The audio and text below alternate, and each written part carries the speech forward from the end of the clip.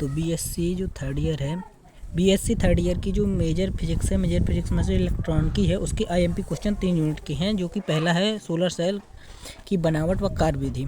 ये 3 नंबर या 8 नंबर में आ सकते हैं, बहुत ही आईएमपी क्वेश्चन है। तो सोलर सेल वाली ये हो गए एक महत्वपूर्ण बहुत ही क्वेश्चन है।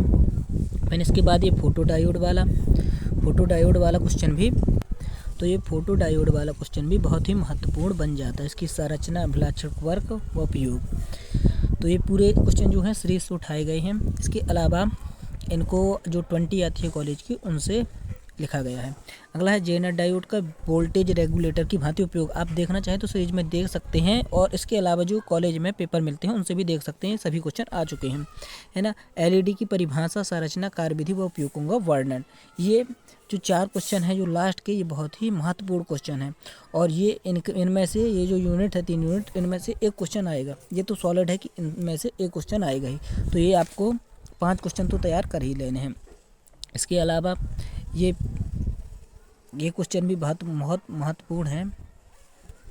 ये क्वेश्चन भी पीएन संधि डायोड वाला बहुत महत्वपूर्ण है, और सलर भी है, तो इसको भी आईएमपी। शुद्ध अर्धचालक, अशुद्ध अर्धचालक, मतलब बाह्य या अंतर अर्धचालक या निजी अर्धचालक इन्हीं को बोलते हैं। इनमें अंतर लिखने के लिए ये भी महत्वपूर्ण है।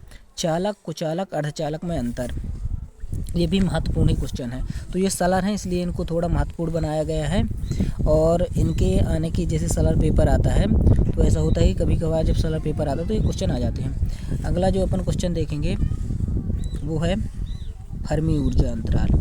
फर्मी ऊर्जा अंतराल जो रहेगा, फर्मी ऊर्जा अंतराल, और ये क्रॉनिक मॉडल के आधार पर इलेक्ट्रॉन का प्रभावी द्रव्यमान। पहले तो ये 2 यूनिट में रहा करता था, लेकिन अभी ये 3 यूनिट में आ चुका है इस नई शिक्षा नीति के अनुसार।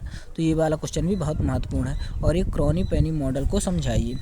क्रॉनिक पेनिंग है, क्रॉनिक पेनिंग मॉडल को समझाना है, पूरा इसका वर्णन करना है, डायग्राम व्यंजक लिखना है।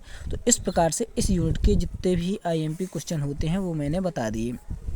इसके बाद 4 यूनिट का देखेंगे और 5 यूनिट का देखेंगे। ट्रांजिस्टर और दिष्टकारी अगली 4 यूनिट का, और अगले में मॉडुलस वगैरह हैं, और ये प्रवर्धक है, तो प्रवर्धक, ऑक्सीलेटर, एम्पलीफायर, इनके बारे में देखेंगे। और इस प्रकार से ये इलेक्ट्रॉनिकी का समाप्त होगा। इसके बाद अपन चलेंगे सॉलिड स्टेट फिजिक्स के आईएमपी क्वेश्चन और उनके आंसर के बारे में देखने के लिए। अगर आपको आंसर नहीं मिलता तो आप कह सकते हैं कि सेंड कर दीजिए, तो मैं सेंड कर दूँगा।